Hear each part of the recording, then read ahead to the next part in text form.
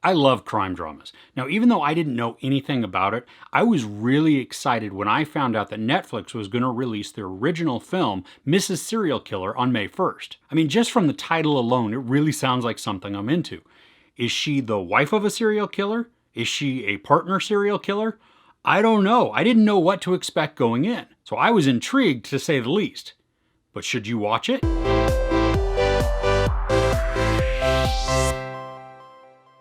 A wife takes dramatic measures in order to prove that her husband is not a serial killer. Now, the very beginning of this Netflix original film is tough to get through.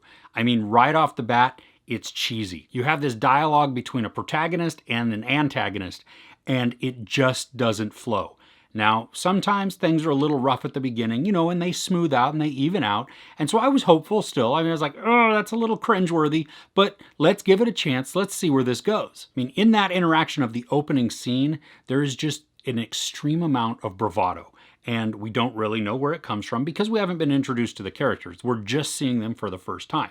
And then boom, cut. It then goes to a new scene. After that, we meet two people and we are just immediately thrown into some sort of conflict, but we don't understand why. A cop comes to question Sona, the wife of a doctor whom the cop has suspicions about. But there's still no context for his suspicions, for why he's there, just any of the immediacy, the urgency that this guy has, and all of the suspicions. We're caught off guard and we're blind to it. The setup for the premise of the entire movie comes quickly after that, so we don't have to wait too long, at least to figure out what all is going on in the story and what then kicks everything kind of off. And I'm glad that we do get some context for our characters. Now, it's not right off the bat. It does take a while to develop, and that's okay. I mean, they show us a little bit here and there, and we begin to build the story and begin to connect somewhat with the characters. But even in that, sometimes it feels stuttered, like it's not even. And so the pace of the film then also feels uneven. And it's okay if you have a rhythm to it. It doesn't always have to be super fast or super slow, and it can be fast and then slow. And as long as it's able to be somewhat predictable, I think, or at least that we're able to go along the ride, that's okay. In this, it was jarring every single time. When the pace would change, it was just like, oh, okay, what are we doing now? And every time it would just catch me off guard. And then we have the music, which at first, music in a soundtrack is meant to influence us. It's meant to be there, not necessarily totally obvious to our ear. I mean, sometimes it is, and sometimes it's actually part of the character or part of the story. But a lot of the times, it's there to just help convey emotion, and it's helped to move us along in the story and to really convince us without even knowing it of how we're supposed to feel. In this movie, is wildly obvious, and it is crazy at how much music takes a front seat to all of the drama that goes on screen. The choice of the way the music is played and the song selection, it really makes us think that there is more drama and more mystery than is actually going on the screen.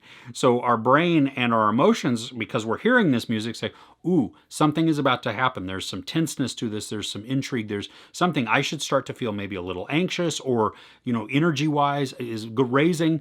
And no, it doesn't match what I'm seeing. This movie wants to have suspense so badly. I mean, it's craving it. It even tries to set it up. I mean, you have dark corners, you have mysterious people following and walking, you have odd camera angles, and then again, some ominous music, again set to make us feel something, to be on edge, to, ooh, something is coming. But sadly, those moments don't come, or they're ruined by some of the dialogue, or some of the acting, or some of just the camera movements. It's really weird that they're able to break the thing that they're trying to build. There's some moments also in this where I think they're using it for levity, but it just comes across as cheesy. There's this chase scene where the predator becomes the prey, and we're supposed to be on the edge of our seat, and we're supposed to be just excited or terrified or worried, some sort of emotion, but really the only emotion I was feeling was kind of like awkwardness and laughter mildly, because it didn't fit what they were trying to set up.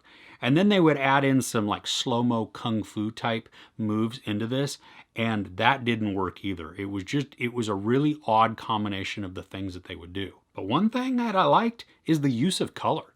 I mean, they have a vibrant palette that they employ. And a lot of the times I enjoyed it because it was some bright colors mixed with the dark shadows.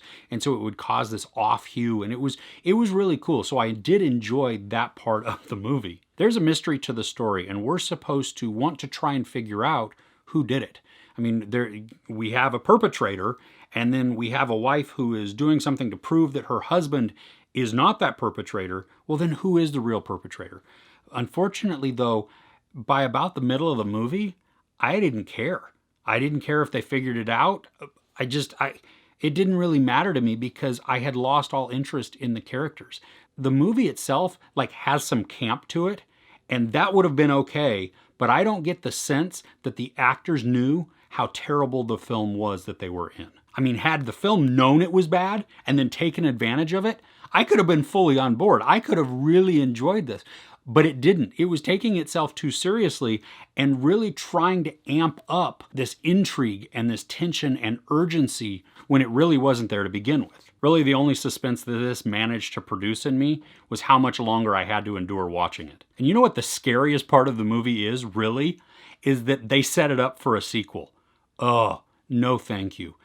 I wanted to like this. I liked the premise, at least in theory. I thought it could have been executed really well, and it had a lot of opportunities for a lot of suspense, a lot of dark moves, really even a dark tone to it. Because the victims of these crimes, it really lends itself to a dark twist. There's no sex or nudity, there is profanity and a bunch of violence and some gory imagery.